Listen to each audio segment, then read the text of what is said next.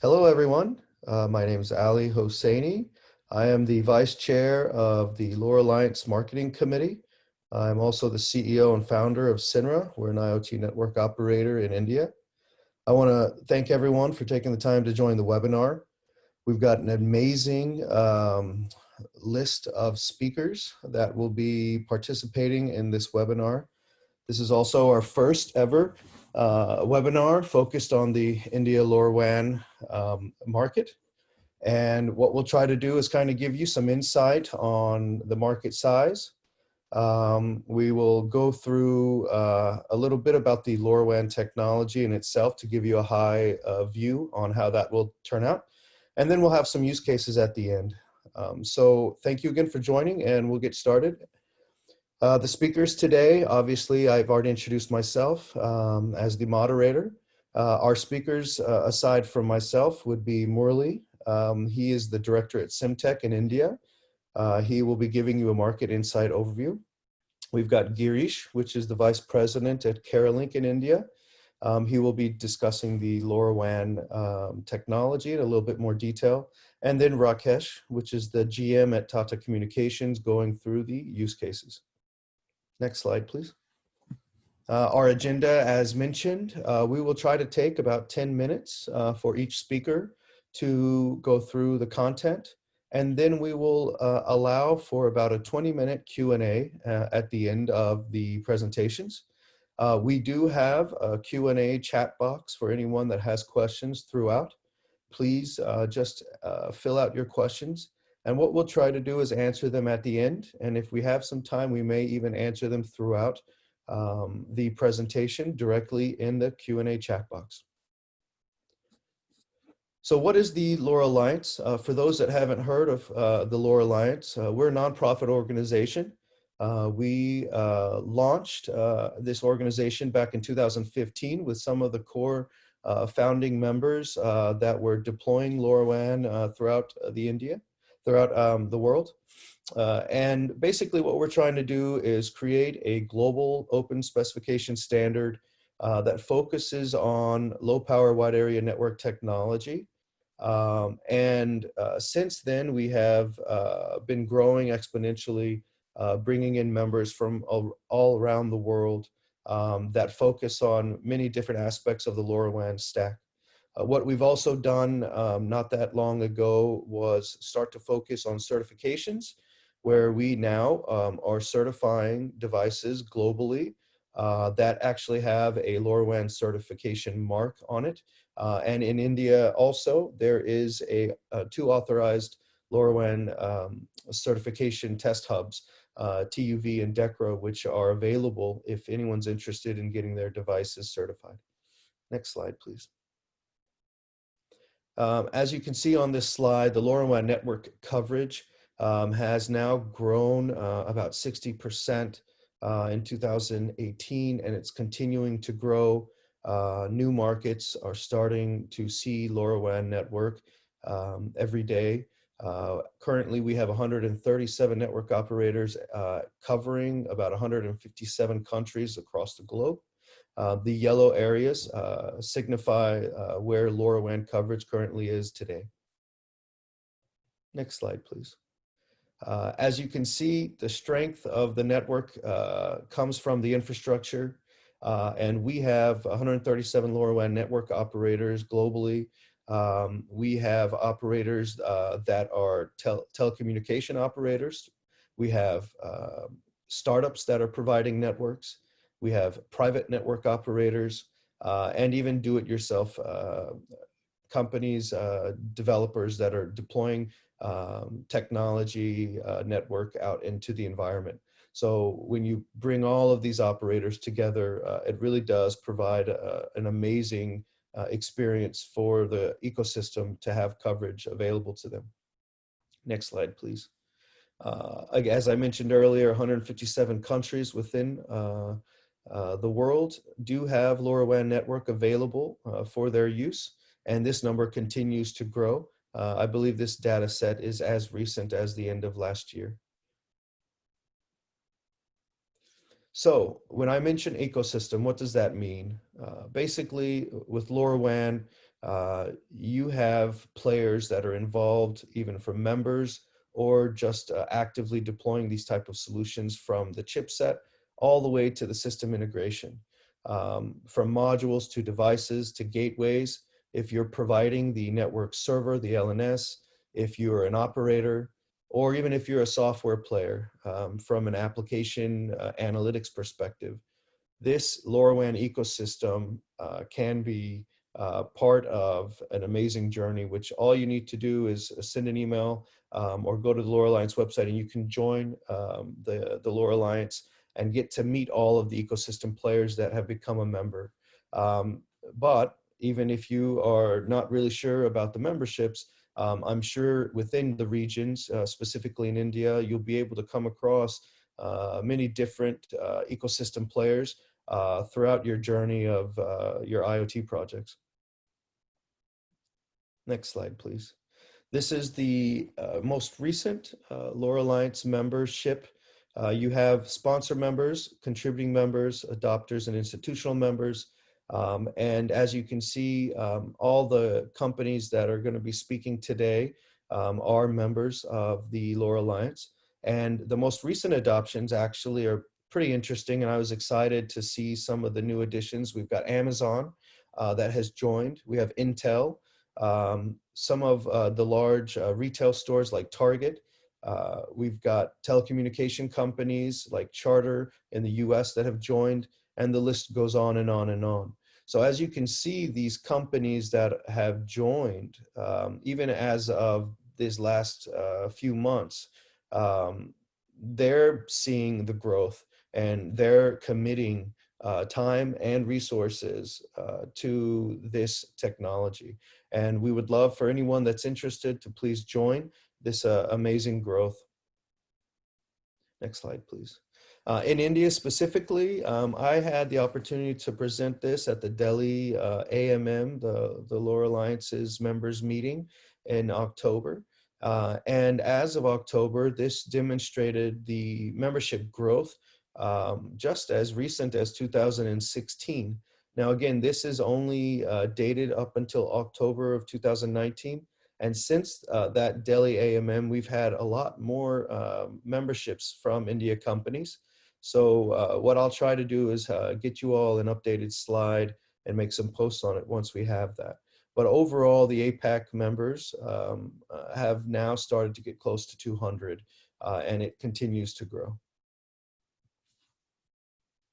So what I'd like to do is then pass this over to our first speaker, which will talk about the market insights, the director for India of Simtech, Murali. Hi, everyone. Thank you, Ali, for the introduction. Hi, everyone, and good evening. As Ali said, he just gave you an overview of LoRaWAN and what we see as coming and growth prospects for LoRaWAN. I would, in more detail, cover the global footprint in terms of the coverage, and also give you an insight on where we are heading as a LoRaWAN as a LPWAN technology. And more specific to India, my colleagues Girish would give you updates on the gateway and the technical aspects, and Rakesh from Tata will cover some key use cases. If you see this slide, actually we have categorized the coverage in terms of population. You would see the dark navy blue is over 80% of the population which is covered with LoRaWAN deployment, and blue indicates equal to or greater than 20%, but below 80%. And the light blue would indicate less than 20% population. If you see whole of Asia is covered, it's a very dense coverage, which is 80% of the population. And if you look at India, it's already, as India, is very huge, but still we already have a coverage of less than 20% of population, and it's growing. Next slide, please. And if you see here, this is North America. you would see whole of Canada, which is dark navy blue, is almost 80% of population is covered. And if you see the United States of America, again, it is above 20 and less than 80. And you have Mexico, which is below 20%. And obviously in South America, you see Brazil is again less than 80, over 20%. So these geographic coverage would give you an idea that LoRaWAN is, almost prevalent in every continent, and it's growing exponentially and rapidly, and is well poised to become, the de facto standard as far as LPWAN technology is concerned. Next slide, please. So this, we have tried to give you a landslide of the split of operators in various categories. If you would see that the maximum of number of operators or solution companies, which means that they are in a position to give you end-to-end services, and also they can just give you even connectivity. And you would also see there are a lot of cellular operators who are on LoRaWAN, and even telcos. There are 25 telcos. If you look at the country-wise deployments, you have almost 8 countries which have deployed nationwide networks, and there are 2 countries which are looking at a worldwide target, and you would see that almost all of them are into some kind of a POC or the other. There are the total count out of the 137 operators we have, almost 78 of them are doing some POCs, and it could be in multiple use cases, multiple application areas. So this absolutely goes to say that the technology and the LoRaWAN as a protocol is finding applications in various verticals and in numerous use cases. Next, please. And this obviously gives you a vertical market breakdown. If you see out of the 137 operators, the maximum actually are utility space, which basically means they are, and utility, could be all kind of use cases, but majorly they are into metering, which could be electricity, gas, or water. And the other upcoming area is obviously smart city, where you have various applications, including metering, and also you have applications like smart parking, smart bin, you have manhole monitoring, you have temperature monitoring, air quality control, water quality. So it is multiple use cases, and the usage of LoRaWAN in smart city segment is drastically improving. And we also have another segment which is really upcoming, is smart buildings. So you have a lot of smart building use cases for LoRaWAN. These are some of the sweet spots which LoRaWAN fits in as a ideal technology. Next, please. So this will give you a market outlook as to where we are seeing LoRaWAN would be in the next 3 years. If you look at the left side, as Ali had mentioned, we already have coverage in more than 157 countries, and that is growing. And as of now, we have 135 million plus end nodes which are deployed across the globe. And Ali has already told you about the 137 plus operators, and we are looking at 800,000 gateways, which would give you an idea as to the penetration LoRaWAN already is into. And as of now, we have more than 500 LoRa Alliance members, and the split Ali had already shown. We have sponsors, contributors, adapters. We also have a lot of institutional members as well. If you look at the right side of the slide, which is basically a survey which was done by IHS Market, they are clearly indicating that, LoRa and obviously NB-IoT will be the two technologies to reckon with. And if you see the growth, especially in 2023, the growth has been phenomenal. And if you look at the start, which is 2017, it was, well under 50,000 connections, and we are looking at well over 750,000, 750 million, if I am right, by the year 2023. And this very clearly, and this we are able to, and these are all real-time connections, and whatever we are showing here as end nodes and the number of gateways, these are all documented realistic numbers. So we are not giving you some forecast. These are actual details by use case and the number of operators who have deployed these use cases. This is the actual count of that. So that actually ends my small market insight presentation. I would hand it over to Girish. Thank you, Murali. Hi, good evening, everyone. Hi, good evening, everyone. Thanks, Murali. Thanks, Ali, for the introduction. So, we'll do a bit of, LoRaWAN tech talk when it compares to other last mile technologies. So, just have a quick slide on this one. We all are aware of the local area networks, penetrated by Wi-Fi, NFC, RFID, Bluetooth, and Zigbee. Of course, they are very good in established standards, but what they have is a short range battery life. They have ideally used for high data rates and for small range.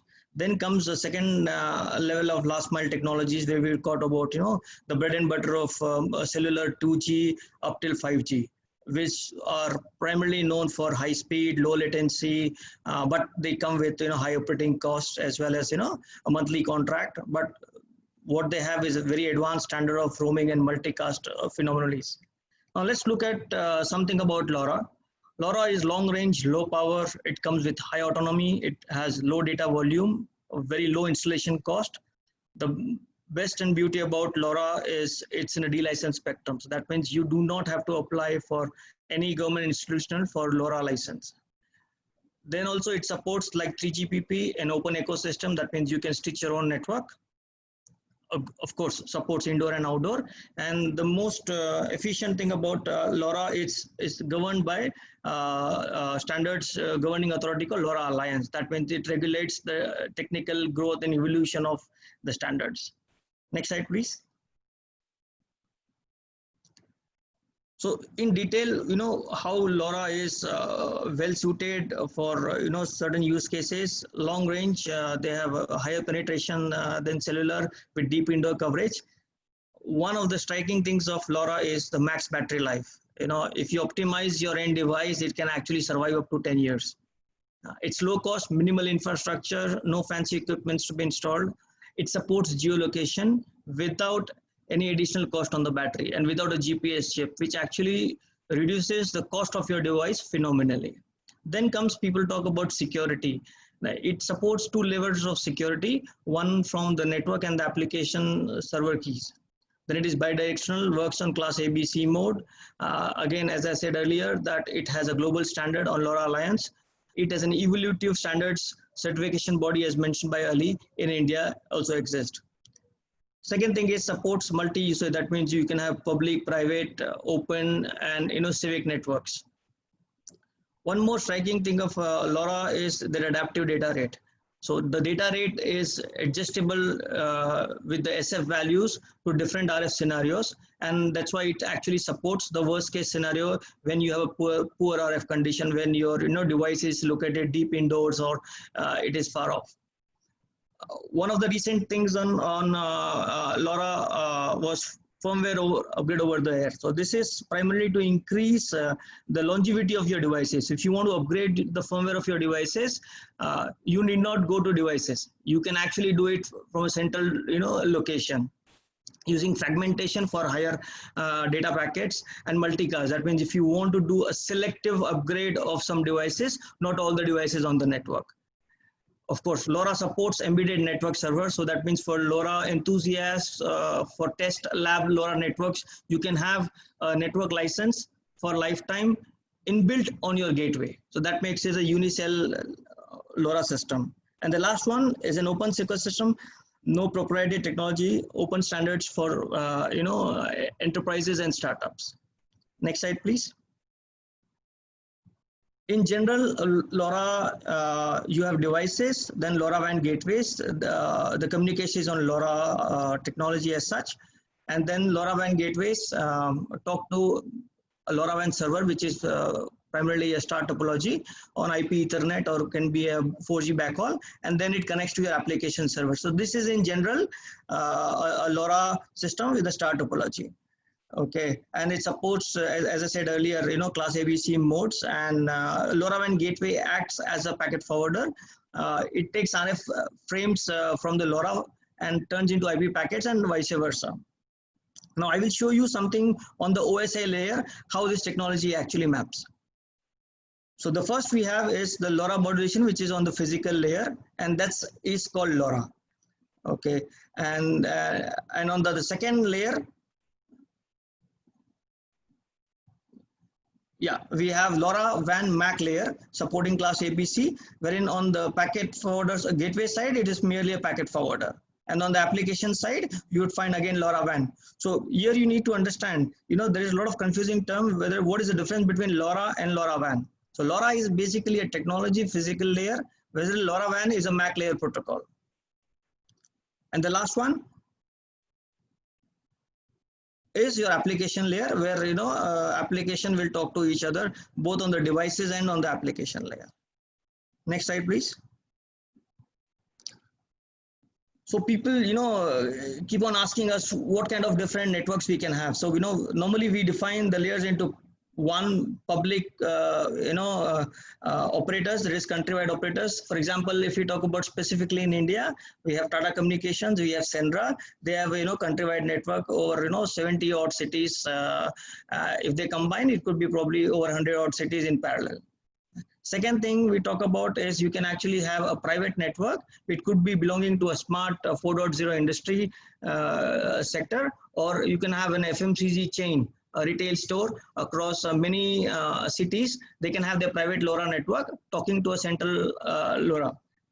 The third application of this network is civic. It's probably owned by government, primarily for civic services, smart waste management, the monitoring of your fleet of government buses, Indian Railways, all those kind of things. The fourth one is open network. I'm sure everyone is aware of TTN, one of the largest open network provider. You can actually use that network to build your LoRa skills if you want to try something, in your lab. But it has got limited usage, but it is free globally. And the last one is for students, developers, or something called personal LoRa network, where I was talking about having an embedded server. So these are the 5 different types of LoRa networks you can actually devise. What is important here is how you select your network type is your go-to-market strategy. Please understand that you are adopting a technology with continuous innovation, and from device to analytics, there is a recurring planning, monitoring, maintenance, and expansion exercise which has to be done. And finally, ROI justification. Okay, so for any of your use case, the ROI must be justified. Okay, so next slide, please. Again, we get a lot of questions from different, ecosystem players. What is there who are not actual partners in LoRa? What is there for them in terms of future? So, normally let's divide them into system integrators, device manufacturers, analytics startups, and the service providers. So, I've just tried to put down for system integrators, they can actually stitch their own network, running applications, analytics, offering a unique solutions to end customers, enterprise customers, B2B, B2C. They can actually offer a NAS model while building their own and owning a LoRaWAN network. or they can purely play an SI's role, wherein they do the planning, field service, and implementation. Now let's come to the device manufacturers. What is stored for them? They can actually augment their device portfolio using ready-made LoRaWAN modules. We have a lot of partners like Microchip, Murata, and many more who will give you ready-made LoRaWAN modules, which can actually augment your devices portfolio. They can actually design their own LoRaWAN compliant devices using, LoRaWAN reference design services. Or they could actually tie up with overseas manufacturers who are really very hungry to get into Indian LoRaWAN industry. Let's talk about startups. What they want, what they can actually do. They can actually create, unique customer experience from a mobile perspective, from desktop perspective, from LoRaWAN packet feed. Okay, they can actually use open or developers LoRa network to augment their knowledge on LoRaWAN. And if we talk about the service providers, what is stored for them? Of course, we already have two examples of Tata and Senra. They can actually launch a greenfield network, of course, not limited to ward, district, state, or country. They can offer various models such as sensor as a service. That means they own the complete service. They, simply give sensors a contract of month, let's say 50 or 100 or rupees per month, or they can actually lease their connectivity for this one. Or finally, what they could do is they could, bundle package for B2B, B2C, or B2G solutions. Next slide, please. So India, if you talk about specifically in India, the largest share of India in LoRaWAN system is public operators, controlling roughly 93% of the deployments from a curling perspective. Second comes private operators with roughly 6% deployment in independent segments such as smart utilities, logistics, and tracking solutions. And the last one is the institution, which play a very important role in shaping our future, is roughly 1% for universities. Next slide, please. Now, in India, people are talking that we have roughly 11,000 gateways. Okay, again, 93% of these 11,000 gateways are occupied by public operators, 6% private, and 1% institutional. And if we divide this gateway count from the outdoor and the indoor perspective, of course, 98% is outdoor and 2% is indoor. That's pretty well much for me. Thanks very much. Thank you, Girish. Next up, we have some specific use cases for the India market that was deployed and actually still running by TCL. Our speaker is the GM of Tata Communications, Rakesh. Please, Rakesh, the floor is yours.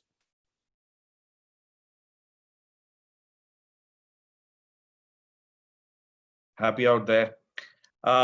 The interesting part is that, I will take a minute to introduce Tata Communications to the audience here. This is a group which adopted LoRaWAN technology around the year 2014, 2015. And it was one of those innovations on which the Tata Sons group invested to see the future growth of IoT business. And rightly so, we thought LoRaWAN would be the way to go forward, because we believe that around 70% of the use cases in the market in the IoT space, which is on the machine-to-machine communications, require very low data rates and data packets.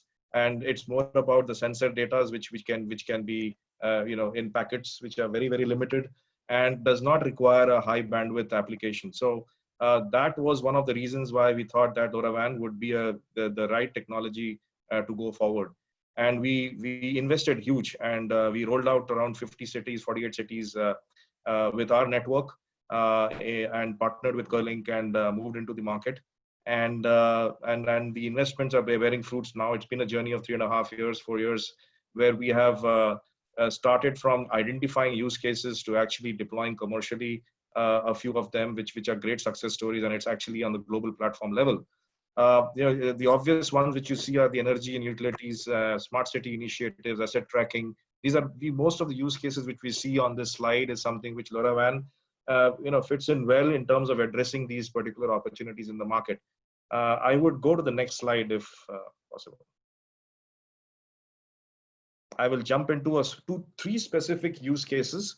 One is under the Smart City program of the Government of India. There is this whole smart street lighting solutions, and it is something which is catching the attention, and most of the municipal corporations and the government bodies are now coming out with RFPs in the market.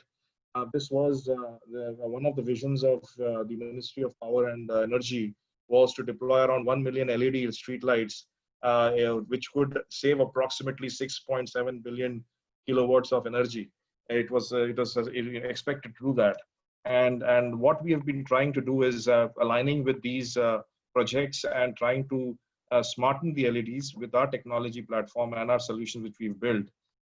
There is a need for saving the energy. There's a need to monitor these individual lights and the LEDs which are being deployed, and also reduce cost of operations. And that's something which LoRaWAN is addressing very, very beautifully. And what it does, it helps in terms of remotely managing these single individual lights which are being deployed.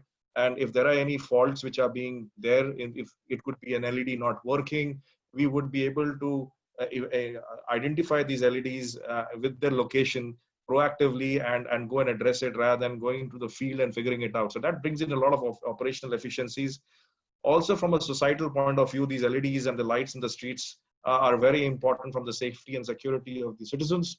And that with this optimizing of the operations, we are trying to assure the safeties and the citizens of the country. So there is a lot of other use cases by smartening these LEDs. There's 15% saving of on and off. In the practical scenario, it's about a process of employment of manpower which goes into each of these individual lights and switches on and switches off on a regular basis. That can be saved by automating it from a remote control center. And then there are this other environmental factors like theft, which is also something which is quite common in this part of the world. The LEDs are stolen. The LEDs, the electric power is stolen. So these are things which can be detected through this particular technology in terms of gathering the data and the intelligence on a real-time basis. So this was the project, this was the opportunity, and we took up the first design from our own house. We built the whole design and developed this whole LED, the ILD, the ILM, which is basically the individual light controller, and we manufactured it in India. So this is designed, developed, and manufactured in our country. And we also own the application, and we also have the network and platform in place. And successfully, we have deployed it in 3 large cities. And this is probably one of the largest deployments on LoRaWAN on the LED, on the smart street lights globally, I would say. Anyway, next slide. The second opportunity which came from an opportunity which was being discussed across the table. There was an industrial house, and it's a large manufacturing hub in the market, and they were looking at interestingly safety. The whole discussion started with safety of the employees. Now there are labor unions, and there were deaths of the employees which happened, and that led to a few shutdowns, which had huge impact on both the credibility. One is the human loss of life, and then there is the credibility of the organization, the brand equity of the organization, as well as legalities and cost of all that to address this issue. So this was something, and then the production used to stop because of the trade unions getting involved. So it became very important for the organization to address the safety needs, and it could be both from detecting the heart rate, detecting the temperature, the skin temperature, because the environments were hazardous, as well as geotagging the location of the environments where the workers used to work, and giving an alert if suppose a worker would go into that area. There would be an alert in the system, and the supervisors would get to know, and then he would take necessary actions. Or if there was any fault of the worker because of the work he was doing, there was a fault detection requirement. So we came out with a safety watch, which is something which is again designed by Tata Communications and was launched and addressed 4,000 workers today in that particular opportunity. And I'm happy to claim that a few worker lives have already been saved in the past 1 year of operation by taking proactive measures. But the second one is more from the productivity side. So there was another requirement which came in terms of worker tracking and tracing. And that's on the blue collared workers, which are contract workers, which are to be monitored and managed. And this is a large operation, and most organizations go through it, where the worker productivity is something which is a key issue, and something which everybody wants to monitor and evaluate and save costs. So we designed through this whole interaction of the use cases, we designed another badge ID, which actually is to be carried by these workers and worn in the office premise. And these are IDs which actually give the location of the worker at a particular floor at a particular time, as well as have got certain safety features, which are basically the SOS button, which can be utilized and utilized when they are in danger or want to give an alarm to the system. So this is the second product line from this particular employee health and safety solutions which we have launched. The numbers out there speak volumes about 2.7 million worker-related deaths which happened each year globally, and there are a lot of money and loss of things of revenues which organizations go through, and the investments in terms of trying to safeguard the work environments of these workers, and businesses have gone through these investments and losses. It's something which we don't see it obvious coming across, but is something which is a latent demand in the market. And LoRaWAN technology can definitely address this particular use case. And we have around 75,000 workers which have been which are now being tracked on a real-time basis with this particular solution. So I guess this is again one of those large-scale deployments we're talking about from a LoRaWAN-based solution. It's just a reality. It's not a POC.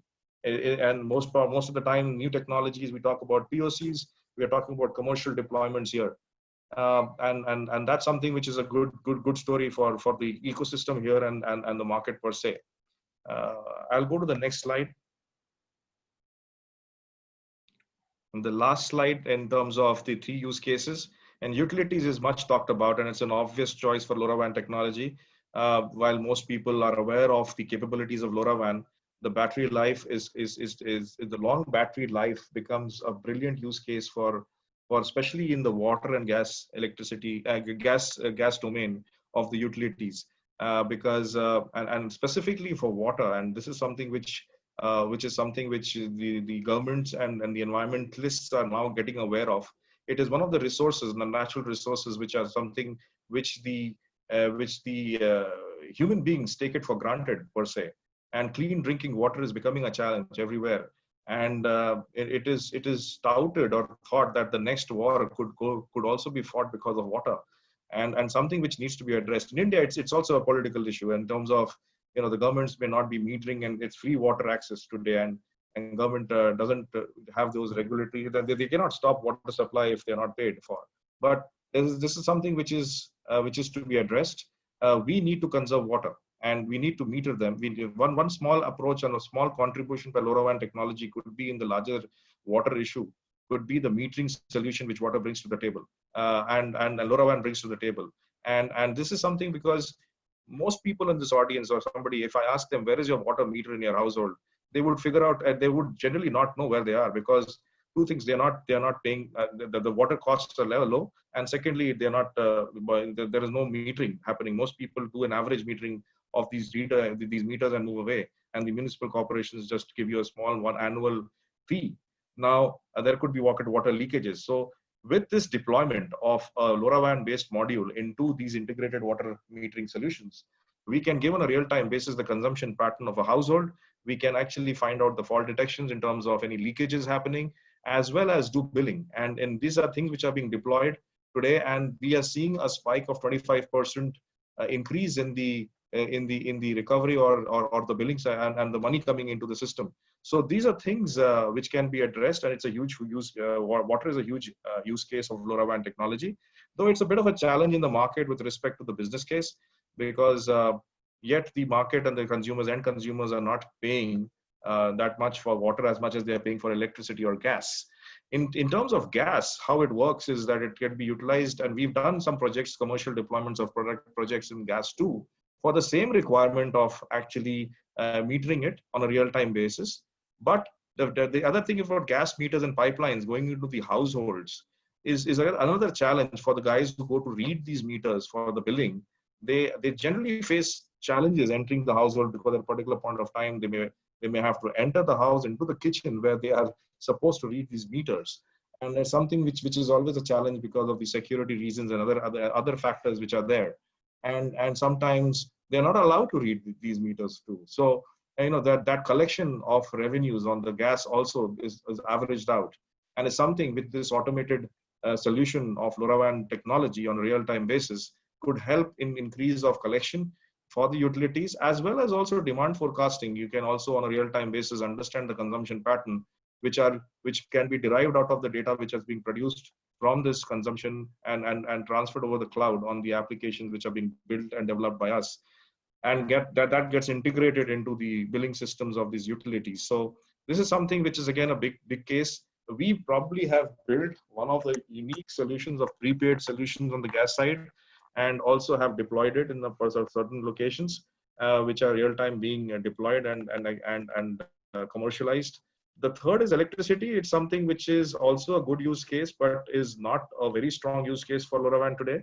But definitely can also be an option and an alternate technology, because this is being addressed by the existing technologies which are available today in the market. Because energy as a source is available here, while in gas and water, the battery life becomes a very interesting model, because once deployed, you don't have to go to these units to change the battery for more than 10 years. So the ROI of a business model comes out very well, while in water and gas. And in electricity, probably that's not the big challenge from the vertical itself. But yes, there are some work happening in which a consortium of partners are working very closely to build a DLMS based solution. And in times to come, we are hopeful that if that can be achieved, then we qualify and then address the market needs, which is something which is definitely a huge requirement from an Indian context.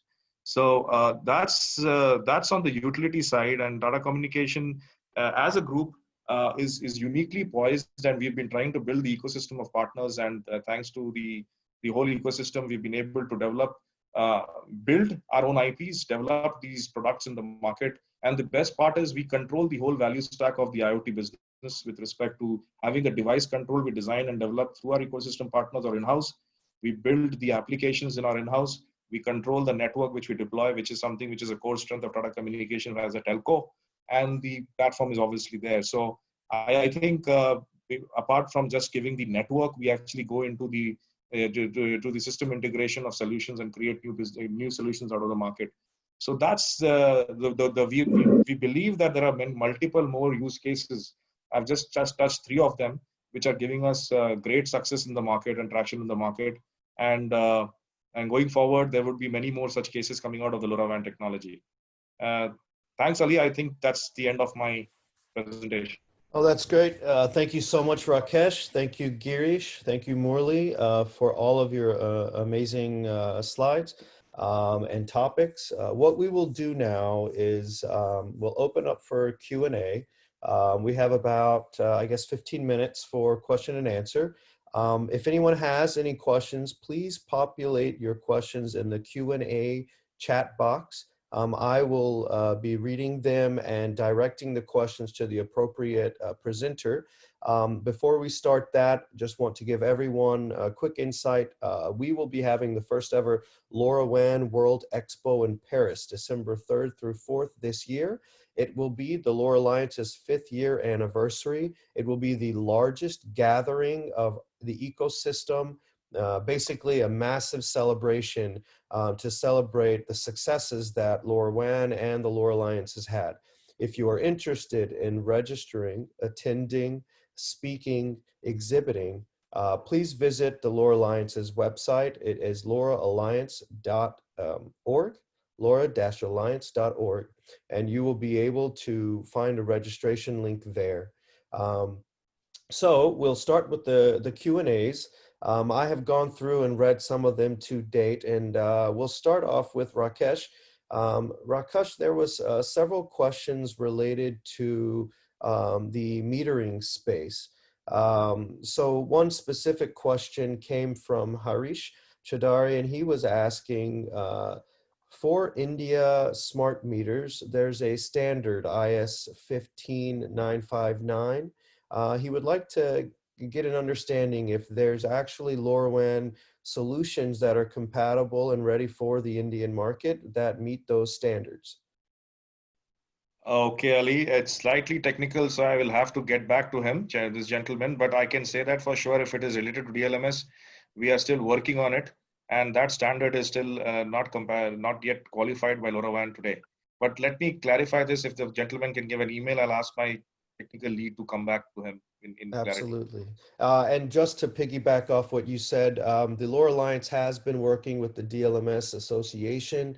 Yeah. Recently, in February, prior to the lockdown, there was an India Smart Grid Utility Week where TCL, Sinra, L&T, and several other partners had came together and had a booth at the event where we demonstrated the first ever DLMS over LoRaWAN smart electricity meters, and it addresses the IPv6 concern and meets the IS 16444 standard. So it was a big announcement for the LoRa Alliance. If you want to get more information, if you could please provide your email address in the chat box, we will definitely send you some more information on that. Thank you, Rakesh. Girish, there was some discussions around where to go to get gateways. If there's a lot of questions coming in from people that are interested in doing private networks and doing some do-it-yourself type of methodology. Are you able to answer to that? Maybe give them some guidance or direction on where they can go to get some more information? Yeah, thanks, Ali. I did answer some of them. So the best thing is, you could try the open network if it exists in your area. You can actually go to thingsnetwork.com and check out the coverage in your area. If that is not the case, you could, buy from anywhere, not from Curling, but from anywhere, an indoor gateway, which is a low-cost gateway with an embedded network server. So that will help you develop a complete LoRaWAN infrastructure within your house, catering to n number of devices.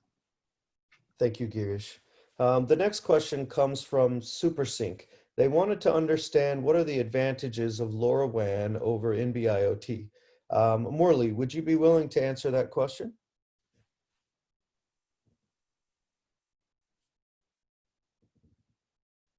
Morley, you might be on mute. Yes, Ali, I can take that question. Fantastic. That's a good question. In fact, I would, in fact, there are a lot of differentiators between NB-IoT versus LoRaWAN. I'll just maybe share the top differentiators. One is the spectrum. If you look at the spectrum, NB-IoT, or it is basically under the license LTE, typically over 500 megahertz, whereas LoRa is an unlicensed band which is free. Actually NB-IoT, if you see, is an optimized to spectrum efficiency, while LoRaWAN is more optimized for low power and device cost. And the next thing is actually the protocol. NB-IoT uses the time synchronous half duplex, whereas in LoRa it is basically asynchronous aloha, that is half or full duplex. Then we get to latency. It is typically low latency in NB-IoT, which is below 10 seconds, whereas in LoRa it is high, especially in class A and class B. But the trade-off there is NB-IoT achieves this low latency at the expense of power and cost. So there has to be a trade-off.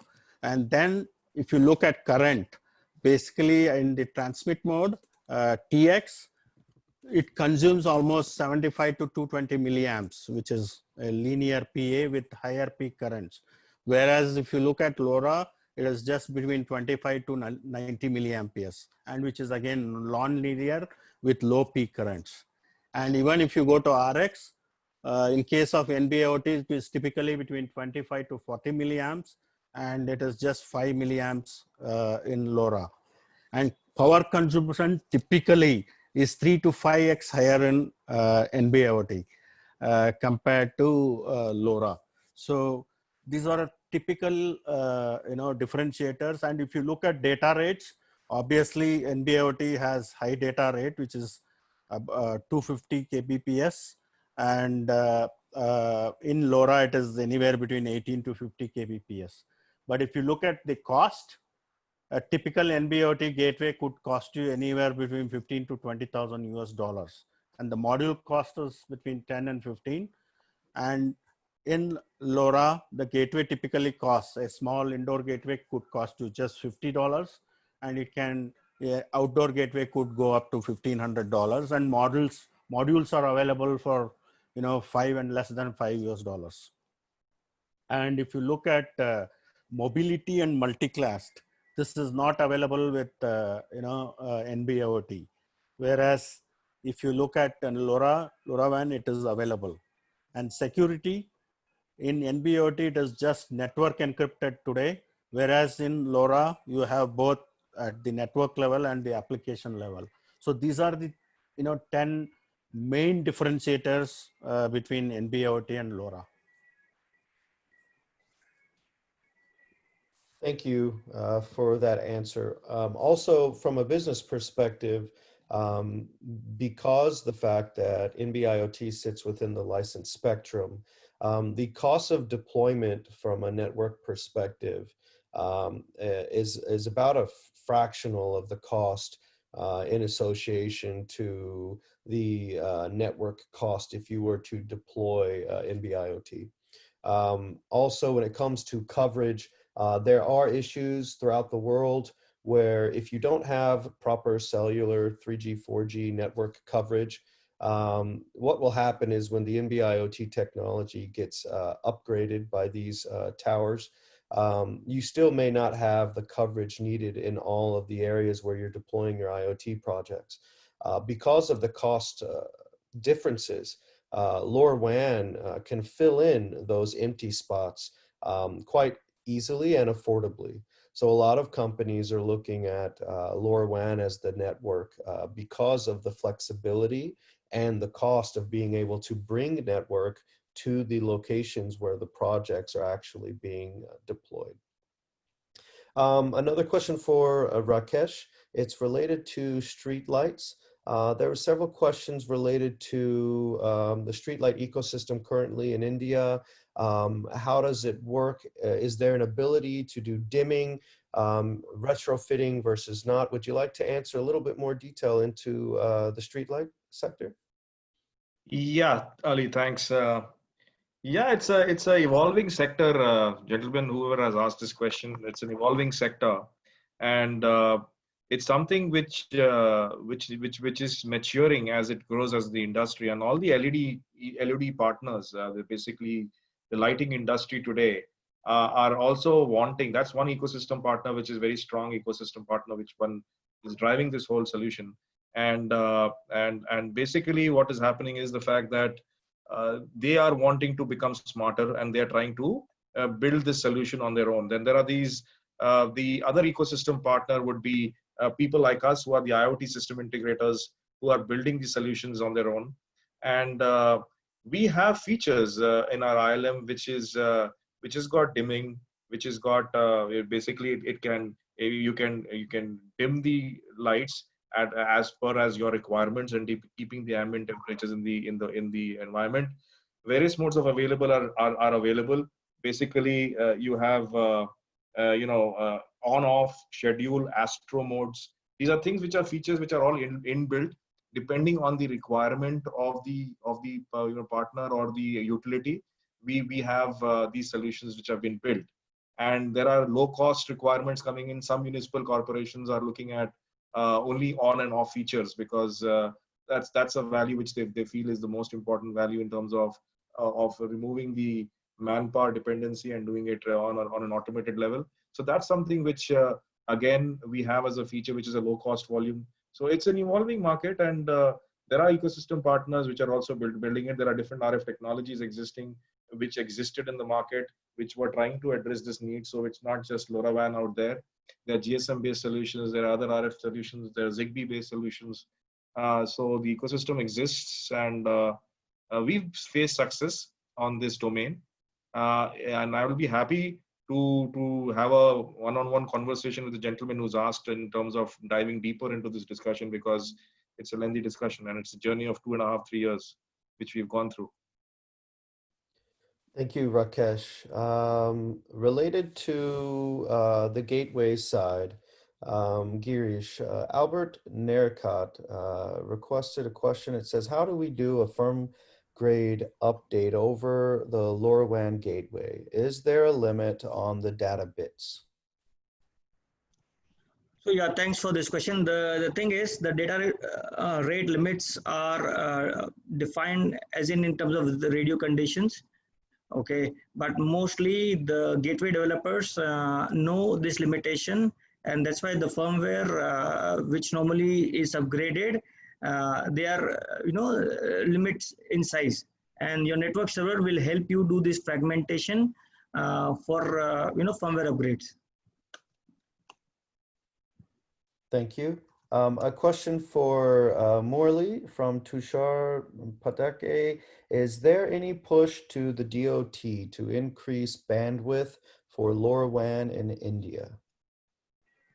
Yes, there is effort being made, and what I understand is it is also approved by TRIA that they want to increase the bandwidth by 6 megahertz, so that they can cover both the US as well as the European frequency, which they are planning to give consider 928 megahertz as well as 868, which would cover both these both the bands of US and Europe. And what is expected is that it is under discussions within DOT and Ministry of Telecommunications, and hopefully we should get this rolling, or it might become a we can expect a formal announcement. Timelines are not firmed up yet, but definitely we can foresee increase in the bandwidth for sure. Thank you, Morley. Another question for Rakesh from Srinivas Magal. Do you expect approximately 23 million units of LoRa streetlights in India by 2023? No. So it's a wrong representation. That's the market size of LEDs. I'm not expecting that. Okay. So we would reasonably want LoRaWAN based solutions to be approximately covering around, say, 20-30% of the market share, or 30-40% of the market share. But yeah, these are all numbers. It's not that we are looking at 23 million LoRaWAN based solutions. Thank you. Another question for you, Rakesh, from AJ Kumar. It says, Rakesh spoke about the water meter use case. In India, this is monitored by government. Is the government talking about the deployment of water meters? Government can't do this until and unless the distribution is outsourced to a private company like electrical distribution. Is government planning for that? Wow. Okay. That's an interesting insight coming, because as business guys in the market, we face those challenges, and it's an ideal scenario where if the government of India can outsource it to private equity players in terms of driving this whole solution, it becomes that much more easier. Having said that, I don't want to comment further on that. I have not sensed it, heard it, that this is what the plans are, but there are a lot of projects which are on, and there are a lot of RFPs coming in the market, which are driven presently by the municipal corporations and the utilities. So there are private players, there are players like the Delhi Jal Board, for example. And I don't know how to address this question, but there is a unique case. Delhi Jal Board has outsourced its operations and maintenance to SPML, for example. And these guys do the whole billing and the operations and maintenance of the water metering. Now, that's a complex market, and we need to address that. So to give a simple answer, I don't have that insight, but it is a need of the hour. Somebody has to take it up and drive it, and that's the direction which the government of India is taking forward.